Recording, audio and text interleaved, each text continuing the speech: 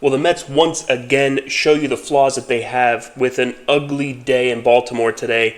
They lost both games of this doubleheader. And look, after the series with Milwaukee, where they beat up on a pretty good Milwaukee Brewers team, a team that came in hot, and then you follow that up with a series win over the Yankees, where you look really good, and then you go and win the first game in Baltimore in dramatic fashion, win it in 10 innings after being down 4 runs in the 8th inning. Everyone's thinking the Mets are back.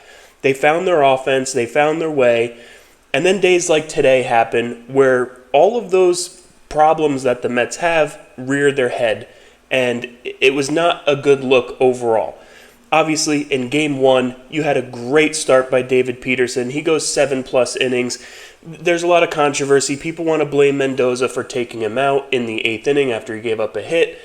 But listen, David Peterson is the type of pitcher. He was at 90 pitches, and when Peterson hits the wall, he usually hits it pretty hard. And he starts giving up hard contact and home runs. And listen, it's a debate. Should he have been taken out there? I personally had no issue with it at the time. Did I want to go to Stanek in that spot? No, I would have rather have seen Garrett in that spot considering how well he's pitched lately. But Stanek has been pretty good lately as well. So the Mets just don't have a lot of great options in the bullpen right now. It's a completely fair argument if you want to say that Peterson should have been left in, should have been able to finish the 8th inning. I understand your point there. I'm not even going to really argue with it, even though I do disagree there. I was fine with him coming out. I do disagree with Stanek coming in, and then Stanek obviously comes in and blows the game right away, gives up the 2-run homer, walks 4 guys, can't get anyone out, can't throw a strike, and honestly, I'm just so sick of Stanek at this point. He's the kind of guy that would be a DFA candidate if the Mets had anyone to replace him, and they just don't. Right now, the Mets have no bullpen options, so they're hoping and praying that somehow Ryan Stanek becomes an 8th inning guy, and he's just not. That needs to be addressed at the trade deadline. Hopefully it will be. But we're still a ways away from that. We still have a few weeks left of the guys that we have because teams aren't really willing to trade right now. Not until they get closer to the trade deadline and they're out of it. It's just not going to happen. There's nobody that you can go out and get right now to replace these guys. I have no problem with Stanek being a 5th or 6th inning pitcher, but he should not be in these high-pressure situations. They just don't have any backup plans right now. There's nobody who can replace him. And that's how this game went. But the truth is, you lost this game 3-1. It doesn't matter that Stanek blew the game and couldn't throw a strike. They only gave up 3 runs. And this one's really on the offense. If you can't score 4 runs against Charlie Morton, then there's something wrong with your offense. Charlie Morton is not a good pitcher anymore. He's just not. He's got a 5.5 ERA this year. And it's gotten better lately. He was up over 7 at one point. And they got 1 run off of him in 6 innings. That's just not good enough. They had their opportunities too. They were 1 for 11 with runners in scoring position in this game. 1 for 11. And that's just abysmal. Now, there was nobody good, but you look up and down the lineup, you have Nimmo, he went 1 for 4, he had a strikeout, 0 for 1 with runners in scoring position. Lindor, 1 for 3, 0 for 1 with runners in scoring position. Soto, 0 for 3, 2 strikeouts, 0 for 1 with runners in scoring position. Pete Alonso, who killed them today, he killed the Mets. Soto got walked intentionally twice in front of Alonso. Alonso usually makes teams pay for that. I'm not going to get on Alonso too much here because he's been their only good hitter with runners in scoring position all year. But today he failed. He was in Game 1, he was 0 for 3 with runners in scoring position. Then you had Winker.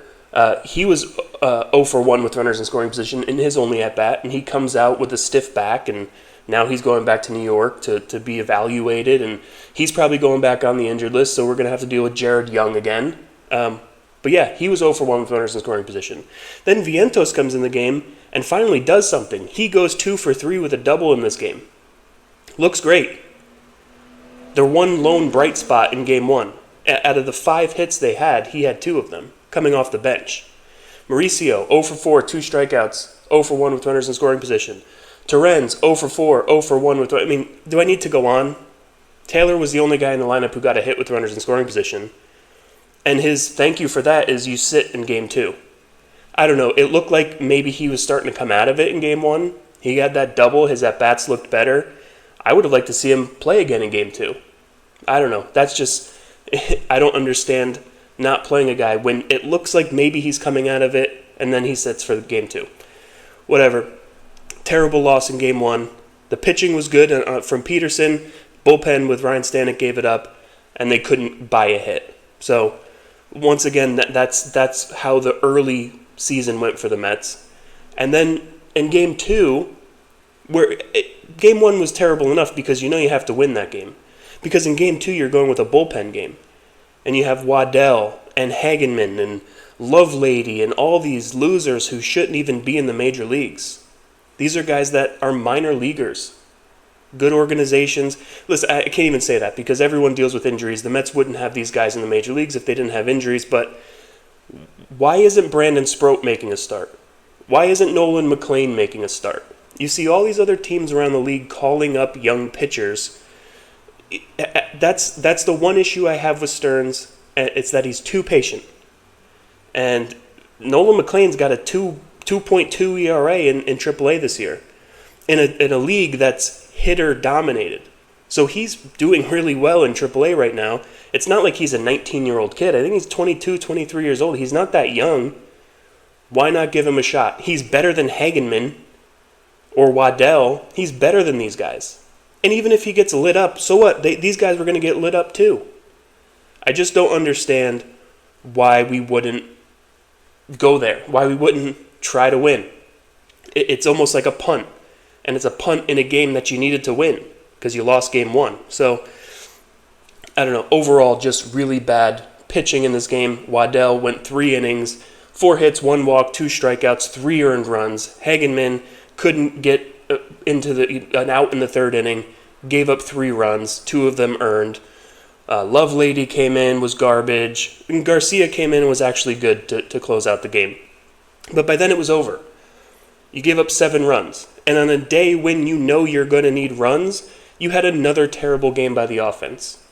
They get 3 runs off of Sugano, who's a guy with a 4.5 ERA, and I think in his last 8 starts it's like 7.5.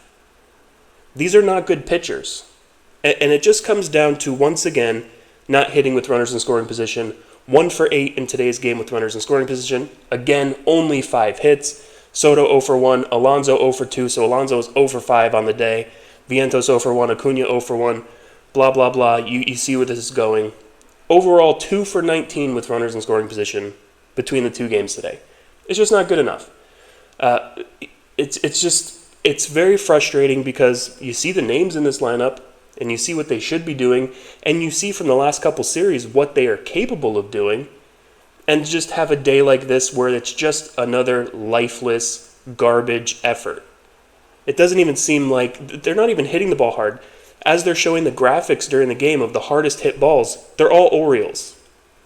So I don't understand why that is. I don't understand if it's an approach thing or they just can't play on the road. But once again, they prove that they can't play on the road and that their offense just goes to sleep. It's not the end of the world. You lose 2 out of 3 to the Orioles, but once again, they play down to their competition, and it's just something that you hate to see. You should be beating the Orioles. They're not good. They have terrible starting pitching, and you scored 4 runs off of their starting pitchers in these 2 games. You should have gotten 6, 7, 8 runs off of these starters. They're not really major leaguers either. You should have had the success that the Orioles had against Hagenman and Waddell. That's what it should have looked like, and it just didn't. And it's just another case of playing down to the competition. Now, the good news is I don't think you're going to have too many of these bullpen games going forward because this weekend we are expecting Senga and Manaea back. It's going to be a huge boost to the team. I think Senga's starting tomorrow night, and then Manaea is going to pitch on Sunday, whether he's a starter or a reliever. I know they're going to pitch Clay Holmes in that game as well. They're going to kind of pitch both of them, and we don't know who's going to start and who's going to be a reliever. But that's a good thing. I mean, getting those guys back will push guys like Waddell and Hagenman where you're not going to see them start anymore. And hopefully going forward, if we do see any more injuries, it is those young guys coming up. Because if you know a guy's going to be out for a month or 2 months, then maybe you can say, all right, well, now we can give Sproat a shot or McLean a shot. for a prolonged period of time. And I hope that's what's going to happen going forward. Obviously, the Mets have been linked to Edward Cabrera and a couple other pitchers and some relievers, but that's not coming anytime soon. We're still 3 weeks away from that really happening. So the good news is we do have help on the way, and we're going into an all-star break where the Mets desperately need it. They need to give their bullpen a little bit of a rest, get those guys a few days off, maybe rest their arm a little bit, feel a little better heading into the second half, even though we're well into the second half of the year at this point. And you can set up your pitching rotation the way you want it going forward. And I think the Mets could really be jump-started by that. And I hope that's the case. But before that, you have to go to Kansas City, win hopefully 2 out of 3 there. That's the hope, at least, with at least 2 of your top-end pitchers coming back healthy. You want to win at least 2 of those games. And we'll see what happens. But not loving this series. It's obviously not the end of the world. I don't want to make it seem like that, but this is a frustrating type of game. And if you watch these games, you know what I'm talking about. It was incredibly frustrating to watch these games because you knew it. You knew it right from the beginning that they just weren't going to score today. And then you knew in Game 2 that the pitching was not going to hold up. You could tell. And just had no faith in these games after maybe the second or third inning. And that's a frustrating day, especially when they play 2 games. Anyway, hopefully they do better tomorrow and this weekend. And until next time, let's go Mets.